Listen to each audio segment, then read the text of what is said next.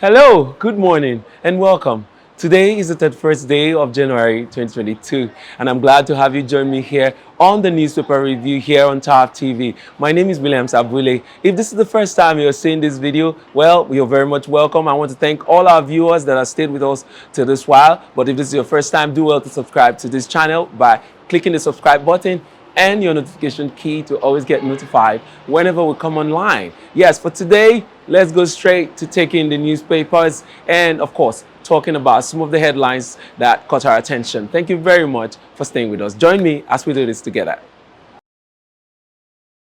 All right, thank you for staying with us. Let's begin with the Nigerian Tribune newspaper. Let's start from the top of the paper. The first headline here says, Judiciary Budget, NJC under pressure as lawyers raise concern over alleged lack of transparency. That's on page 2. That story, that is on page 2 of the Nigerian Tribune. Next, we take on this headline here. It says, 19 killed, houses burnt in fresh attack in Kaduna, Niger communities. Niger government mobilizes efforts against terrorists on rampage in LGs. That's on page 25 of the Nigerian Tribune. That's where you get that story. And then the big headline here on the Nigerian Tribune says, 2023, power must shift to South. Middle Belt Forum as Ohaneze cautions Atiku. That story is on page 26 of the Nigerian Tribune. So do well to grab the Nigerian Tribune newspaper and read the full story. Next, we'll go to News Direct. News Direct for today, the 31st day of January 2022. And the big headline here says, Kaduna attack. Federal government vows to end insecurity as bandits burn 30 houses, kill 11. Dialogue with bandits has failed. Kill them. Emir of Katsina. All of that gist is on page 3 of News Direct. Next, we take on these other headlines here. We see self-employment. Dangote Cement empowers 245 youths in host communities. And then lastly, I'll take this headline at the bottom side and bottom page of News Direct. It says, federal government pays $194 million for Port Harcourt refinery. Plans additional $98 million, 17.2 billion naira. Okay, that's all we can take from News Direct. Next, we go straight up to Daily Trust newspaper for today, the 31st day of January 2022. And we start from the top here. It says CBN reduces ATM interbank transfer charges. CBN reduces ATM interbank transfer charges. And we also take this one. It says 281 Nigerians' crypto account restricted over security concerns. That's a very interesting story there. I'm sure a lot of people are already crying out, those ones that have invested in cryptocurrency. All right, next we take on the big headline here on Daily Trust newspaper. It says, dozens killed in Niger, Katsina, Kaduna attacks. Terrorists overrun Niger security base, kill 11 operatives. Bandits sacked Zamfara village despite 7 million naira levy. Attacks giving us sleepless nights. Katsina Emir tells Osibanjo they'll be changed soon. BP. All right, lastly, I take this headline from the Daily Trust newspaper. It says 2023 tricky storms before Atiku. 2023 tricky storms before Atiku. All right, next we go to the Daily Sun newspaper. Daily Sun newspaper here, we'll start from the top. It says IPOB, Abia court verdict will aid Nnamdi Kanu's release. Abia court verdict will aid Nnamdi Kanu's release. Lawyer, that's his lawyer speaking there, and that's on page 26. Under that, we also says judgment answers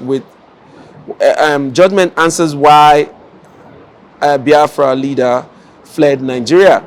Judgment answers why Biafra leader fled Nigeria. All right, the big headline here on the Daily Sun newspaper says bloody weekend in Niger, Kaduna.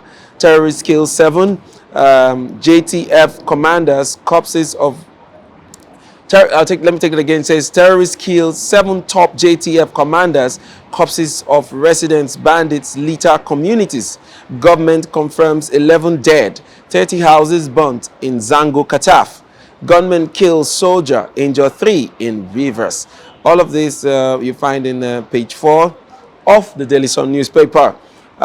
Next, we take on the bottom part of the Daily Sun newspaper here. It says APC convention February 26 date threatened as CECPC malls march option. All right, APC convention February 26 date threatened as CECPC malls march option. Okay, that is all we're taking on the Daily Sun newspaper. So do well to pick up a copy of that paper and read the full story there. Next, we'll go to the Punch newspaper for today, the 31st day of January 2022. And we start from the headliner here. It says, Presidency, APC in dilemma over zoning, may throw race open. APC countries considering best options for winning presidential poll. Source, parties free to pick presidential candidates from any zone, says ACF. APC keeps INEC waiting on convention. Bauchi awaits peace panel. All right, that's the big headline here on the Punch newspaper. Other headlines here says federal government must justify fresh 3 trillion vote. Federal government must justify fresh 3 trillion naira vote. Orders for fuel subsidy. Senate is speaking. Okay, we also take this one. It says 3 arrested as Osun Vows clamp down on Ilesa killers. Ogun Assembly alleges graft, summons local government chairman. All right, that's on the Punch newspaper. So to get more details, you need to get a copy of the Punch newspaper, and would love to also get your reaction. So do well to drop your comments and your reactions on the comment section. And to do so, you will need to follow us on our social media handles so that you can comment on from any of the platforms that you choose. We're on Facebook, Instagram, Twitter, and of course here on YouTube. Click the subscribe button and turn on the notification button to always get notified whenever we come online. Stay with us. We'll be right back. Thank you for staying with us. Let's go right back into taking the headlines. And next on our list here is Daily Independent newspaper. Daily Independent here says, let's take the big one here. The big headline here says, fiscal indiscipline may worsen debt sustainability crisis. Analysts say Nigeria risk foreign capital flow reversal. All right, that's the main headline here on the Daily Independent newspaper. And then we also see this one here. It says PDP elders worry over IU's alleged subservience to governors. All right, next we go straight to other headlines here on the Daily Independent newspaper here. Says bandits kill several, burn houses in fresh Niger attacks. All right, right under that line we also see, and that story is on page 7, by the way. So other stories here says NDLEA intercepts 22 international passports hidden in bag of Gary. That's on page 2. Very interesting story there. So you need to pick up a copy of the Daily Independent newspaper to get the story of that. And there was also vandalization of Arik aircraft done by an insider, DG NCAA. Okay, that's on the Daily Independent newspaper. So do well to pick a copy. Next, we take on the New Telegraph newspaper. And then we start from the top there of the New Telegraph newspaper. It says budget. Federal government spends 14.23 trillion on personnel in 5 years to gulp 27% of total appropriation for 2022. Interesting story there. So you need to get a copy of the New Telegraph to get the full details. And next we see here, that's the big headline here. It says Sergei Alobi, missing police arms threat to national security. 6 state of emergency on arms state periodic check. 6 state of emergency on arms state periodic checks. Implication is there's larger enemy army within which can destroy Nigeria if coordinated. So that's the big headline here on the New Telegraph newspaper. Other headlines here says federal government's extension of fuel subsidy, huge blunder. Federal government's extension of fuel subsidy, huge blunder. Okay, and then other headlines here say more than 22 killed. That's insecurity, more than 22 killed, 30 houses destroyed. And the same story coming in from Kaduna and Niger State. Well, that's all we can take today on the newspaper headlines. Thank you very much for staying with us. And if this is the first time you're seeing this video, do well to subscribe to our YouTube channel. Click on the subscribe button and turn on the notification to always get notified whenever we come online. And we're also on other social media platforms. We're on Facebook as Thav TV, on Instagram is Thav TV_NG, on Twitter is at Thav TV, and here on YouTube is of course Thav TV. So do well to follow us on this platform. We'd love to hear from you. We'd love to get your reactions as regards to these headlines that you've heard today. Let's continue these conversations on the comment section, and to do that you need to drop your reaction on the comment section. Let's hear from you. Thank you very much for joining us today. All right, next is our interview session here on the Newspaper Review, and I already have a guest waiting to discuss some of the headlines we've read out to you today. Stay tuned, we'll be right back. All right, thank you very much, viewers, for staying with us up to this time. Well, I've been joined by Mr. George here, and he's going to be my commentator for today. Thank you very much for joining me, Mr. George. You're welcome to the show. Thank you very much. All right, we've seen some very interesting headlines today, but very disturbing one headline is the one about insecurity. We see renewed attacks in Kaduna and Niger State, up to the extent that we lost 11 security personnel. And of course, over 20 lives were lost in these fresh attacks. What's your take on it? Well, thank you very much. I think the power remains in the north, or the power or Nigerian power mostly resides in the north. I believe the insecurity is something that has been discussed severally in various platforms. For me, security is something that Nigerian government should take very serious and do everything in their power to make sure that they handle security and ensure all those guys, all those bandits are brought to book. For me, having such a news coming up on daily basis on our daily newspapers is very annoying. It is. We have a president that was a former military head, former general. We have the chief of staff. We have the military chief of staff. We have all the military personnel. That's the high rank personnel. Yeah. They are from the north. I believe they should do something about this. They should send forth the gallant soldiers. I know our soldiers can do this, unless our soldiers are being probably they are not being well equipped. But if not, I believe this should be taken care of. I don't see how Kaduna, Niger State, and Katsina, including Zamfara, Katsina, the state of the president. Yes. How can such thing be happening in our society? And they keep blind eyes to it. No, it's not good. So for me, they should declare state of emergency with immediate effect. Yeah. Our troops should go into those areas, all the nooks and crannies of these places. Let them ensure that they fish out all these bad guys. I believe government knows these people.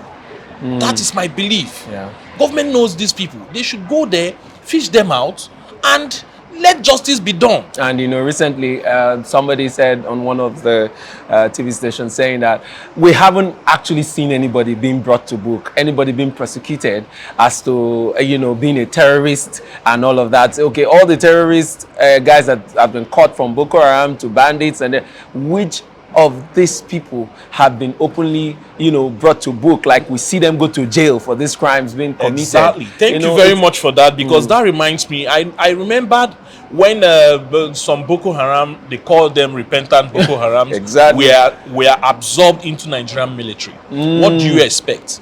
These are sleeper cells, your enemies living within. Then how do military intend to attack? If you want to attack, you have a saboteur. You have someone sabotaging your efforts. Before you guys make a move, the bandits already know where you guys are coming from. This attack was carried out in hours, not just a quick, let me say, quick robbery. Yeah. In a particular village, in hours. And there's so much lives we are lost. So what do you expect? So the military should step up to their game. They should have a strategic plan, even if it is coming up with a group of maybe come up with strategy with few military personnel that can carry out this private infiltrate the camps of these people. exactly, so that it won't be a public. No, it's not anything. Or they keep the Nigerian government vow. They vow every time they vow. How many times will they vow for us? Exactly. You keep vowing. No. It's now a show off every time. Go there, attack these guys. Use your military intelligence. Attack these guys, and believe me, everybody wants to leave. Once those guys see that the military are serious, for crying out loud, believe me, they will retreat. Yeah, thank you very much, Mr. George. I agree with you. The Nigerian military can actually fight this battle and win it if they really want to do that. Well, moving away from the insecurity matters that are before us, let's go to APC. We also saw on the headlines today, especially this one on the Daily Sun newspaper. It says APC convention, February 26th date threatened as CECPC malls match. INEC issues party February 5th deadline for notice. So from that headline, we could see that INEC have not been notified about their soon coming convention, and it's beginning to make it look like they have a plan not to have it hold in February. What's your take? Okay, for me, my take here is APC. I believe they have their written agreements. They should go by it. In terms of zoning, APC knows if actually their chiefs or their heads, the party leaders, they know what or how they formed their party. Now, if in the agreement they have agreement of zoning, why don't they go using that same pattern? Because the truth, a lot of people will be disgruntled. A lot of people is expecting, okay, this time around the north has gone. Yeah. Let the south go, or let the easterners go. So, if it is their agreement, they should go ahead, work with what is on papers, so that we don't have a lot of disgruntled people. Because if they continue going by this, trust me, this election might elude them. And they will be the ones losing, because, I mean, 2023 is just by the corner, and it is expected by now that the APC house should be together. Exactly. But they are still, neither here nor there. I mean, look at it. INEC is yet to be informed about their upcoming convention. That means they don't plan to hold it. And that is as a result of what you're saying. The house is not together yet. All. The earlier they put the house together, the better for them. Because the time is ticking, 2023 is coming. You need to campaign for whosoever that will be your candidate for the presidential position. So the time, for me, I don't think they have that time. The earlier they do it, the better for them. They should go there, announce whosoever that they want, or a lot of people, they should do their primaries. Or if they so want to, they can equally do. Just everybody get your presidential tickets. Go there, do your primaries, and the